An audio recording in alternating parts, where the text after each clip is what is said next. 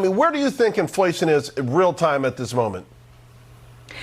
Charles, I think inflation right now is dropping quicker than Fed officials appreciate. If you look at some of the real-time indicators, whether you're talking about apartment rents or used cars, these are some of the things that drove the inflation rate higher. Unfortunately, housing moves through the inflation metric that the Fed follows most closely with quite a lag. So I continue to use the same analogy. The Federal Reserve is driving through the rearview mirror. They don't realize that they're taking a wrecking ball to this economy by driving through the rearview mirror. You know, there's a saying, you've heard it before, 0 to 100, right? It means things are heating up real fast. So the question I've got for you is when something goes from 0 to 2.4 trillion, is that microwave? Is that nuclear wave? Because we've got on the screen right now the reverse repo program, and we've talked about it before, but it's banks and other entities. They buy assets from the Federal Reserve, and you see some of the names up there, folks, and the Federal Reserve buys it back from them right away at a higher price. What the hell is that all about? It just doesn't seem right that it went from nobody was doing it to all of a sudden they do 2.4 trillion a night.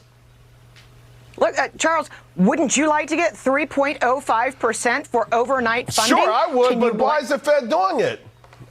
Well, the Fed is doing it because this is a program that it designed to offset liquidity not being in the system, but because they've raised interest rates so darn fast, and they're promising to raise them another 75 basis points 6 days before the U.S. election.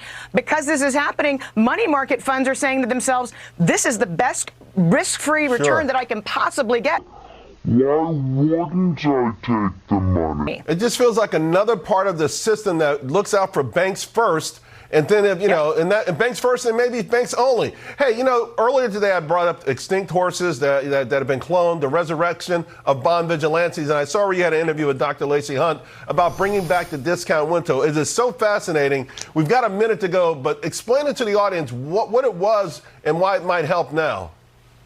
So Google 19, 20, 21 depression. It happened in 18 months. And because the Fed was not an intrusive institution at the time, they allowed the discount window to be used for failing banks or banks that were teetering on the brink of insolvency to use that instead of bailing them out and, if need be, the bankruptcy courts.